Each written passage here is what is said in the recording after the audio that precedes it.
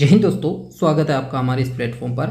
आज मैं लेकर आया हूं डिफेंस एग्जाम के अंदर आने वाले मैथ के मोस्ट इंपोर्टेंट 15 मिक्स क्वेश्चनों का एक पेपर, जो आपके आने वाले एग्जाम के अंदर, आप किसी भी डिफेंस एग्जाम की तैयारी करते हो तो आने वाले हर एग्जाम के अंदर ये क्वेश्चन आपकी हेल्प कराएंगे। और ये क्वेश्चन पहले आर्मी एग्जाम या फिर किसी भी एग्जाम, डिफेंस के जो एग्जाम उसमें पूछे जा चुके हैं, तो ये मोस्ट इंपोर्टेंट क्वेश्चन होने वाले हैं। अगर आप नए हो हमारे यूट्यूब चैनल पे, चैनल को सब्सक्राइब करना, अगर वीडियो पसंद आए तो वीडियो को लाइक और शेयर जरूर करना। चलिए शुरू करते हैं। अपना पहला क्वेश्चन है, बोर्ड मास का क्वेश्चन है कि 2296 भाजक 56 इंटू 704 भाजक 16 बराबर क्या होगा। ठीक है, देखो यहाँ पर बोर्ड मास में सबसे पहले क्या होता है, भाग। तो हमें 2296 में 56 का भाग देना है और 704 में 16 का भाग देना है। ठीक है, तो यहाँ लिख सकते हैं हम इसको 2296 भाजक 56 इंटू 704 बटा 16। ठीक है, अगर ये नंबर कटता है तो इसको काट भी सकते हैं, जैसे 2 से कट रहा है, ये हो जाएगा अपने पास 1148 और ये हो जाएगा अपने पास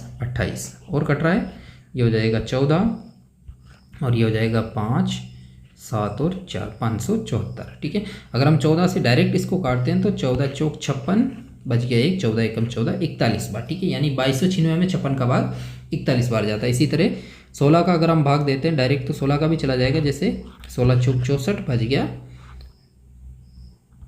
6 और 16 चौक 64, 44 बार जा रहा है। ठीक है, तो हमें यहाँ 41 को गुणा करना है 44 से। ठीक है, और 41 को 44 से गुणा करने पर क्या आता है, 1804। ठीक है, ऑप्शन नंबर बी अपना करेक्ट आंसर होगा। सेकंड क्वेश्चन अपना कि किसी विद्यालय के सभी छात्रों को 54 छात्रों की एक एक पंक्ति में खड़ा किया जाने पर 30 पंक्तियां बनती है, तो उन्हें 45 छात्रों की एक एक पंक्ति में खड़ा किया जाए तो कितनी पंक्तियां बनेगी। देखो छात्र कितने थे, 54। ठीक है, स्टूडेंट अगर 54, एक लाइन में अगर 54 है तो जो टोटल लाइन है, पंक्ति किसको बोलते हैं, लाइन को, तो लाइन बनेगी टोटल 30। ठीक है, अगर उन्हें 45 छात्रों के रूप में खड़ा किया जाए तो कितनी लाइन बनेगी, x। ध्यान रखना इस टाइप के क्वेश्चन में हमेशा सीधा गुणा होता है। ठीक है, तो ये हो जाएगा अपने पास 45x बराबर 54 इंटू 30। ये 45 गुणा में कहाँ चला जाएगा, भाग के अंदर। अब जो कट रहा है उसको काट दो। ठीक है, देखो 15 से कटता है, 15 दूना 30, 15 तिया 45, 3 का भाग 54 में जाता है 18 बार, 18 तिया 54। ठीक है, और 18 को 2 से गुणा करेंगे तो 36 लाइन बनेगी। ऑप्शन नंबर सी अपना करेक्ट आंसर होगा। अगला क्वेश्चन अपना 7 वर्ष पूर्व ए तथा बी की आयु का अनुपात 4:5 था। ठीक है, तथा 7 वर्ष बाद इनकी आयु का अनुपात 4:5 होगा, तो बी की वर्तमान आयु क्या है। देखो यहाँ पर सवाल 7 साल पहले की बात कर रही है। ठीक है, तो एक तो होता है वर्तमान आयु, ठीक है, एक होती है भूतकाल में और एक होती है भविष्य के अंदर। ठीक है, 3 स्टेप के अंदर उम्र होती है। अब इसने कहा कि 7 साल पहले की जो आयु का रेशियो है वो है 4:5, तो 7 साल पहले भूतकाल की बात कर रहा है। ठीक है, तो ए और बी की आयु का जो अनुपात है वो है 4:5, तो हम इसको 4x मानते हैं, इसको 5x मान लेते हैं। ठीक है, यह है 7 साल पहले की। अगर हम प्रेजेंट टाइम में आते हैं तो दोनों के अंदर 7-7 साल जोड़ दो, क्योंकि 7 साल पहले की आयु का यही रेशियो था। तो अब ए और बी की वर्तमान आयु का अनुपात क्या हो जाएगा, देखो 4x पहले थी, 7 और जोड़ेंगे तो ये हो जाएगा 4x + 7, और बी की 5x थी तो इसमें भी 7 जोड़ दो, 5x + 7। ये है वर्तमान आयु का अनुपात।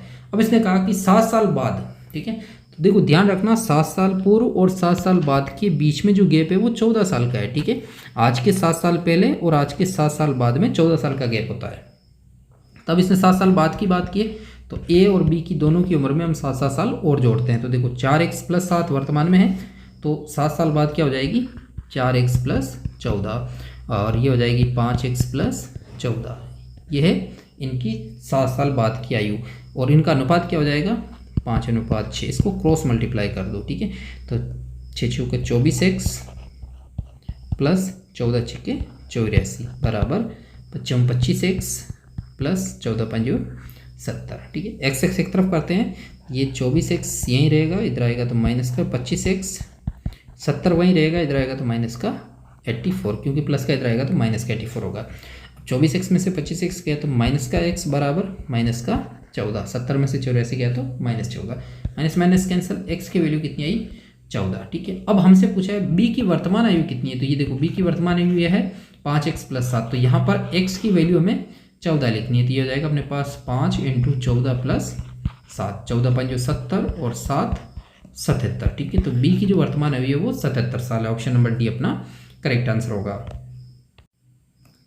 अगला क्वेश्चन अपना, एक मेज के अंकित मूल्य में 8% की कटौती करने पर इसका मूल्य 4600 रुपये है, तो बताओ उसका अंकित मूल्य कितना है। देखो यहाँ पर हमें अंकित मूल्य पता नहीं है, ठीक है। और जो दे रखा है दूसरी चीज़ है कटौती के बाद का मूल्य, ठीक है। तो अगर प्रतिशत में क्वेश्चन दे रखा तो हम क्या करते हैं, अंकित मूल्य को एक बार 100 मान के चलते हैं। उसने 8% की कटौती की, तो 100 की चीज़ में 8% की कटौती है, तो मतलब उसका विक्रय मूल्य क्या होगा, 92 रुपये, ठीक है।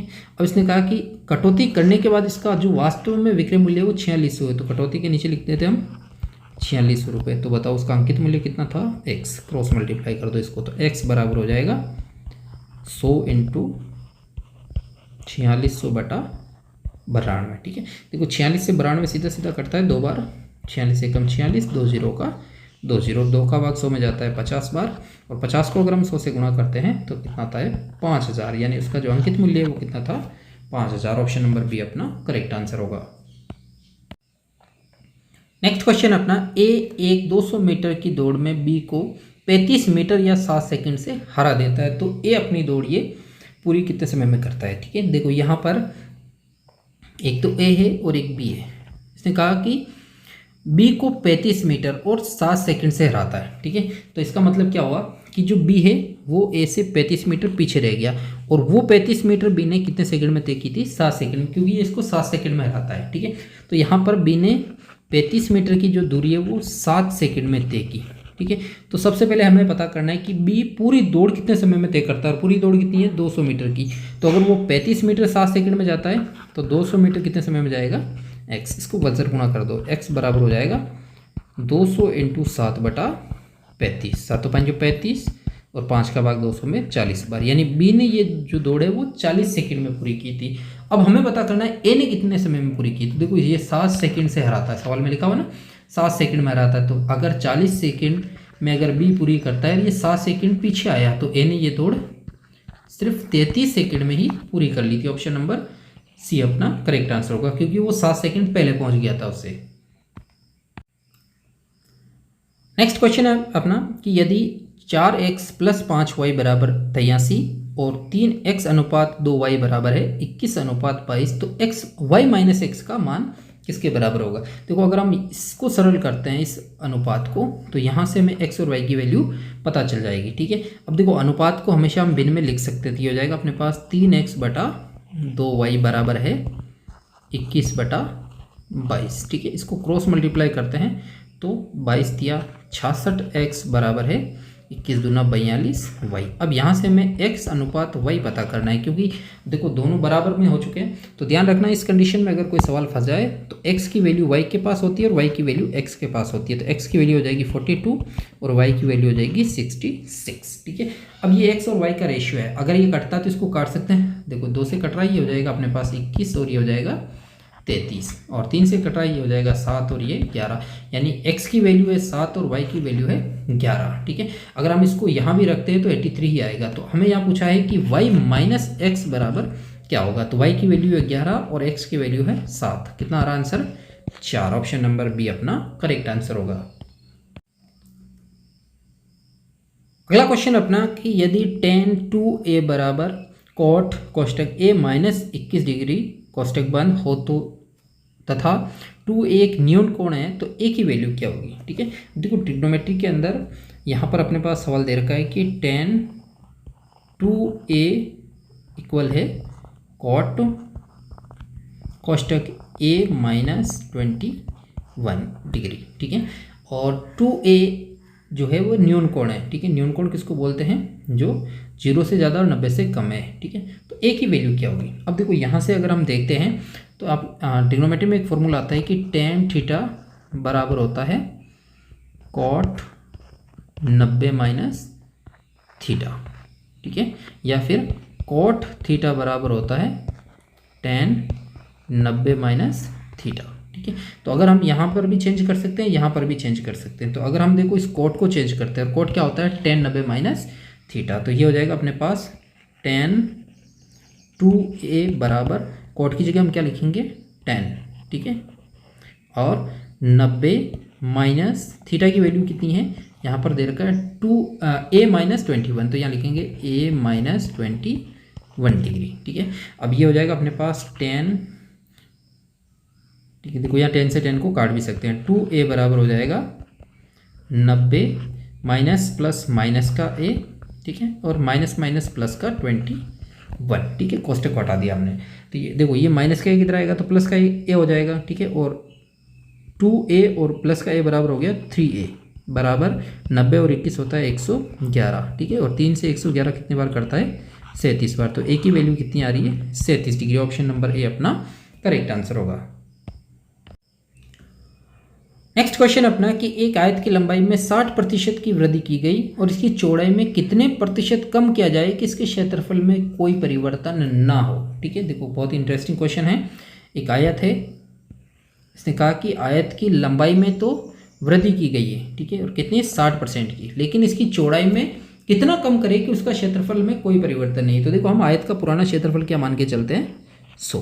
ठीक है, यह है लंबाई इसकी और यह है चौड़ाई। ठीक है, अब देखो लंबाई में इसने 60% की वृद्धि की है और चौड़ाई में करना है हमें कम, और कितना कम करना हमें पता नहीं है, लेकिन इसका जो नया क्षेत्रफल है वो कोई परिवर्तन नहीं होना चाहिए, मतलब 100 का 100 ही रहना चाहिए। ठीक है, तो यहाँ पर देखो पुराना क्षेत्रफल 100 था, लंबाई में बढ़ाया इसने 60%, तो वृद्धि करते हैं तो 100 में जोड़ के लिखना है, कमी करते हैं तो 100 में घटा के लिखना है। ठीक है, ये हो जाएगा अपने पास 60 बढ़ा कर लिख रहा है तो 160/100। ठीक है, और चौड़ाई में कितनी कम करेगा ये हमें पता नहीं है, तो इसको हम क्या मान लेते हैं, x/100।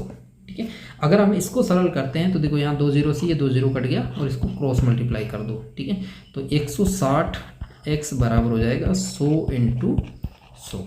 ये 16 गुणा में कहाँ चला जाएगा, 160 गुणा में कहाँ चला जाएगा, भाग के अंदर। अब इसमें से जो कट रहा है उसको काट सकते हैं, जैसे 0 से 0, 4 से ये कटता है 4 बार और ये 25 बार। ठीक है, और इसी तरह 4 का भाग 2 का भाग 4 में 2 बार और यहाँ पर 5 बार। 25 को 5 से गुणा किया तो 125/2, और 125/2 क्या होता है, 62.5। ठीक है, तो देखो x की वैल्यू कितनी आ रही है, 62.5। ठीक है, तो अगर यहाँ पर 62.5 है तो देखो कितना कम किया, इसको 100 में से माइनस कर दो 62.5 को, तो अपने पास बचता है 37.5। तो 37.5% की अगर उसमें चौड़ाई में वो कमी करेगा तो उसके क्षेत्रफल में कोई भी फर्क नहीं पड़ेगा। ऑप्शन नंबर ए अपना राइट आंसर होगा। अगला क्वेश्चन अपना कि 19वीं पारी में 98 रन बनाकर एक क्रिकेट खिलाड़ी के औसत रन संख्या में 4 रनों की वृद्धि हो गई, तो 19 पारियों के बाद उसकी औसत रन संख्या कितनी थी। देखो यहाँ पर इस सवाल को करने के लिए सबसे पहले तो हमें जिस पारी में उसने रन बनाए उससे पहले वाली पिछली वाली जो पारी थी यानी 18वीं पारी में उसका हम औसत मान के चलते हैं x। ठीक है, ये 18वीं पारी का अगर मानो औसत x है, तो अगर देखो औसत के अंदर क्या होता है, राशियों की संख्या को अगर हम औसत से मल्टीप्लाई करते हैं तो हमेशा उनका योग आता है। ठीक है, योग मतलब कुल रन। ठीक है, तो अगर उसकी 18वीं पारी में उसका औसत x था तो उसके कुल रन कितने हो गए, 18x। ये उसके 18वीं पारी के रन थे। ठीक है, अब 19वीं पारी में, कौन सी पारी में, 19वीं पारी में उसके औसत में 4 रनों की वृद्धि हो गई। पहले x था, इसमें 4 की वृद्धि हो गई यानी x+4, तब उसके कुल कितने रन हो जाएंगे, इसको गुणा कर दो तो ये हो जाएगा 19x + 19 × 76। अब देखो एक तो 19वीं पारी के रन है, एक 18वीं पारी के रन है। 19वीं पारी के रन कितने हैं, 19x + 76, और 18वीं पारी के रन कितने हैं, 18x। इन दोनों का जो डिफरेंस है वो कितने रनों का है, 98 रनों का, क्योंकि उसने 19वीं पारी में 98 रन बनाए, तो यहाँ लिख दो 98। ठीक है, अगर इस समीकरण को सरल करते हैं तो 19x में से 18x गया तो x बराबर ये प्लस का 76 इधर आएगा तो माइनस का 76 हो जाएगा, और 98 में से 76 गया तो कितना बचता है अपने पास 22। x की वैल्यू कितनी आई, 22। अब 18वीं पारी का जो उसका औसत है वो है 22, 18वीं पारी का, लेकिन पूछा क्या है 19 पारियों का उनका औसत, 19 पारियों के बाद उसके औसत रनों की संख्या कितनी होगी। तो देखो 18वीं पारी में उसका औसत है 22 और 19वीं पारी में 4 बड़ा है तो 22 और 4 कितना होता है 26, यानी 19वीं पारी में उसका औसत 26 रन होगा। ऑप्शन नंबर सी अपना राइट आंसर होगा। नेक्स्ट क्वेश्चन अपना 4 अंकों की बड़ी से बड़ी संख्या कौन सी है जो 12, 15, 18 और 27 में से प्रत्येक से पूर्णतः विभाजित हो। ठीक है, अब देखो यहाँ पर सबसे पहले तो हमें क्या करना है, इन सारे नंबरों का एलसीएम निकालना है। ठीक है, 12, 15, 18 और 27 का एलसीएम। ठीक है, सबका एक साथ निकाल सकते हैं। 2 का भाग यहाँ पर 6, यहाँ नहीं जाता है, यहाँ पर 9 बार और यहाँ पर नहीं जाता है, ठीक है। फिर और 2 का 3, 15, 9 और 27, ठीक है। अब 3 का देते हैं तो 1, 5, 3 और 9, ठीक है। फिर 3 का देते हैं 1, 5, 1 और 3, फिर 3 का जा रहा है 1, 5, 1, 1 और लास्ट में 5 का, ठीक है।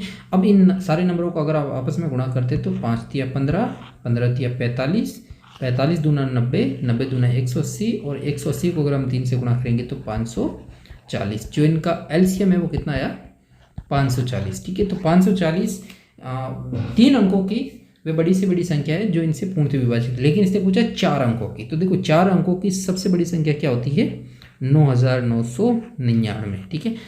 लेकिन 9999 क्या 12, 15, 18 और 24, 27 इनमें से पूर्णतः विभाजित है, तो इसका यहाँ पर हमें पता नहीं चल रहा है। तो हमें क्या करना है, इसके अंदर भाग देना है 540 का, ठीक है। देखो यहाँ एक बार जाता है 540, बच गया अपने पास यहाँ 9, 5 और 4, ठीक है। अगला 9 नीचे उतार लो। अब देखो अगर हम यहाँ भाग देते हैं तो टोटल भाग यहाँ पर कितनी बार जाता है 8 बार, ठीक है।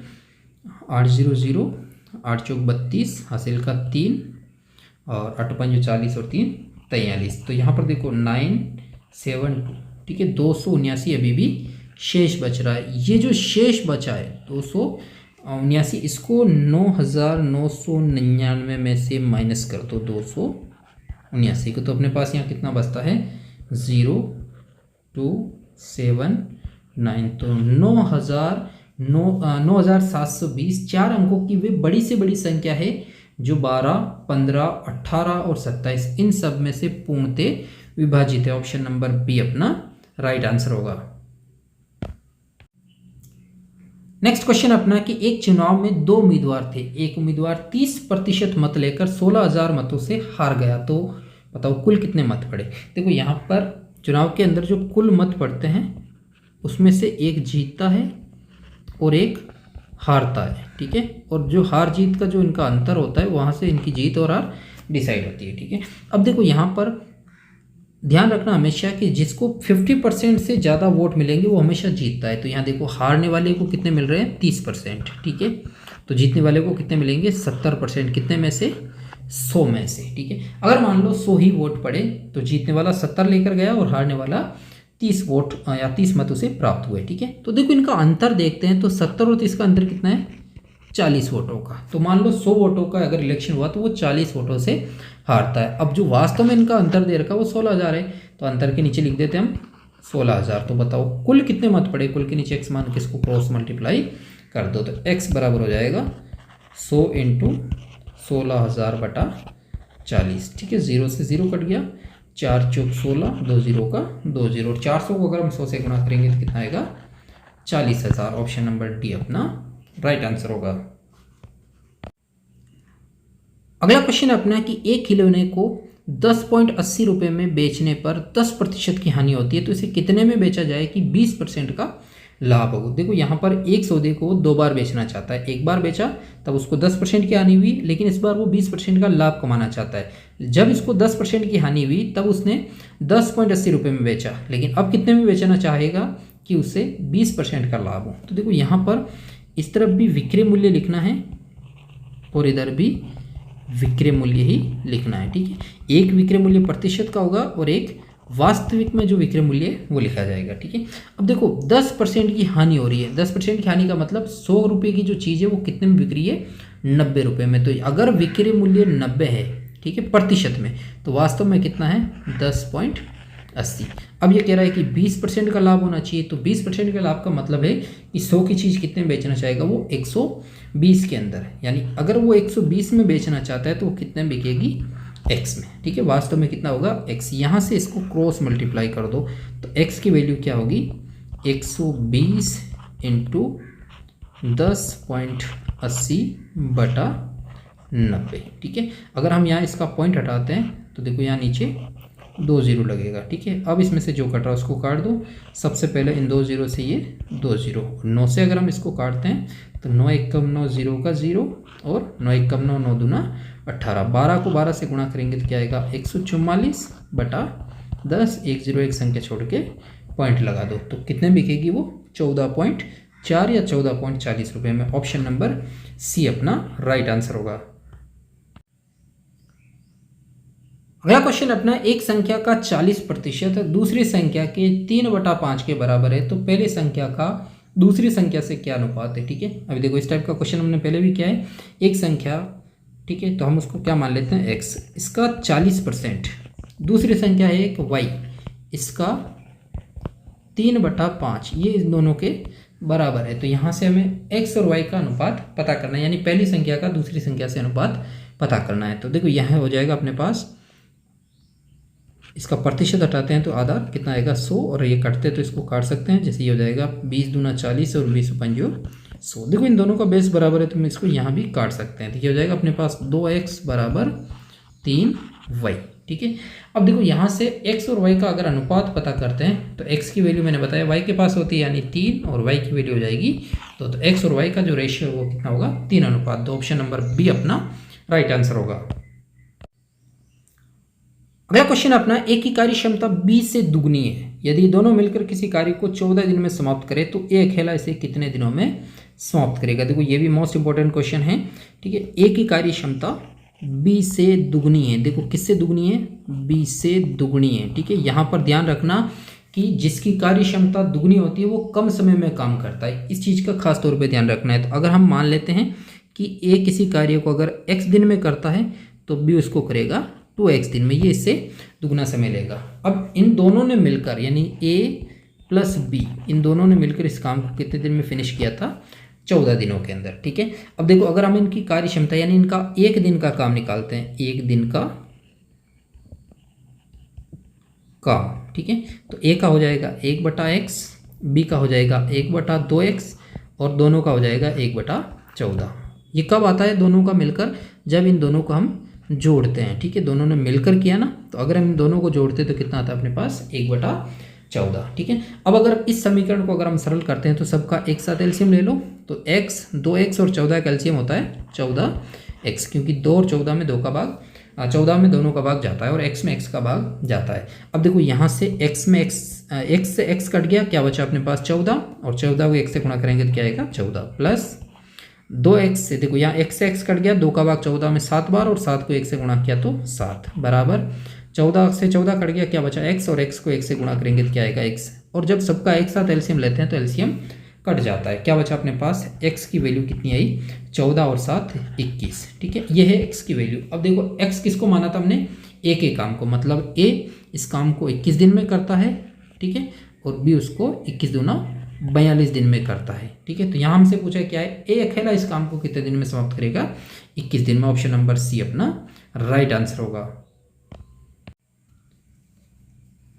अगला क्वेश्चन अपना और लास्ट क्वेश्चन है आज का, कि 16,000 रुपये का 10% वार्षिक दर से 1 वर्ष का चक्रवर्ती ब्याज ज्ञात कीजिए, जबकि जो ब्याज की जो दर है वो कितनी है, 6 माही है। ठीक है, ब्याज प्रति 6 माही दे हो। ठीक है, यानी जो दर है वो प्रति 6 माही हो। देखो ब्याज की दर एक तो 6 माही होती है, एक तिमाही होती है। ठीक है, अब अगर 6 माही हो तो क्या होता है, और तिमाही हो तो क्या होता है। ठीक है, अगर साधारण ब्याज निकालना है, चक्रवर्ती ब्याज निकालना है साधारण ही, तो हम डायरेक्ट निकाल सकते हैं, लेकिन अगर शर्तें दे दे, ठीक है, शर्त क्या है, 6 माही, तो 6 माही के अंदर क्या होता है, दर आधी और समय दुगना। ठीक है, समय दुगना हो जाता है। ठीक है, और अगर 6 माही की जगह अगर जो शर्त है वो अगर त्रैमासिक होती तो दर में 4 का भाग लगता और समय 4 गुना हो जाता। ठीक है, इस चीज़ का ध्यान रखना। और अब यहाँ पर 6 माही दे रखा है, तो देखो चक्रवर्ती ब्याज कैसे निकालते हैं, मूलधन तो मूलधन ही रहेगा 16,000 रुपये, यहाँ लिख दो सेम। ठीक है, दर है वो आधी हो जाएगी, तो दर कितनी हो जाएगी 5%, और समय हो जाएगा 2 वर्ष। ठीक है, दर आधी और समय दोगुना होता है। अब इसको चक्रवर्ती ब्याज निकालना हो तो इस 5% को अगर हम 100 में जोड़ते हैं तो ये होता है 105, तो इसको यहाँ लिखेंगे हम 105/100। अब देखो समय 2 साल का है तो इसको 2 बार लिख दो, 105/100। अगर इसको हम सरल करेंगे तो अपना चक्रवर्ती ब्याज आ जाएगा। ठीक है, देखो यहाँ 2 0 से ये 2 0 कट गया, और इसे 1 0 से ये 1 0 भी कट गया, और भी कट रहा है, 5 दूना 10 और 5 दूना 10, 5 एकम 5 21 बार, और 2 का भाग 16 में जाता है 8 बार। ठीक है, अब जो बचा है उनको आपस में गुणा कर दो, तो अगर हम 8 को 21 से गुणा करते हैं तो 8 एकम 8, 8 दूना 16, 168 को गुणा कर दो हम 105 से। ठीक है, तो ये हो जाएगा अपने पास 8×5 40, हासिल का 4, 30 और 4 34, 3 5 और 3 8 इंटू, वो 0 है तो 1 इंटू और लगा लो, ये हो जाएगा 168। ठीक है, तो ये हो जाएगा अपने पास 0 4 6 7 और 1 17,640। ठीक है, ये 17,640 है। ध्यान रखना ये ब्याज नहीं होता, ये चक्रवर्ती मिश्रधन होता है। अब देखो मूलधन था अपने पास 16,000 और मिश्रधन आया 17,640, तो ब्याज कितना हो जाएगा, इसमें से माइनस कर दो मूलधन यानी 16,000 को, तो बचा अपने पास 1,640 रुपये। ऑप्शन नंबर डी अपना राइट आंसर होगा। एक चीज़ ध्यान रखना है इसके साथ में कि अगर यहाँ पर ये शर्त नहीं दे रखी होती, ठीक है, सिर्फ सवाल ये होता कि 16,000 का 10% वार्षिक दर से 1 वर्ष का चक्रवर्ती ब्याज ज्ञात कीजिए, तो ध्यान रखना कि 1 साल का कभी भी चक्रवर्ती ब्याज नहीं निकलता, 1 साल का हमेशा साधारण ब्याज ही निकलता है। चक्रवर्ती ब्याज 1 साल के बाद शुरू होता है। तो आज के वीडियो में इतना ही। अगर आपको वीडियो पसंद आए तो वीडियो को लाइक करना, नए हो चैनल पे चैनल को सब्सक्राइब करना। मिलते किसी एक और नई वीडियो में, तब तक अपना ख्याल रखिए। जय हिंद, जय भारत।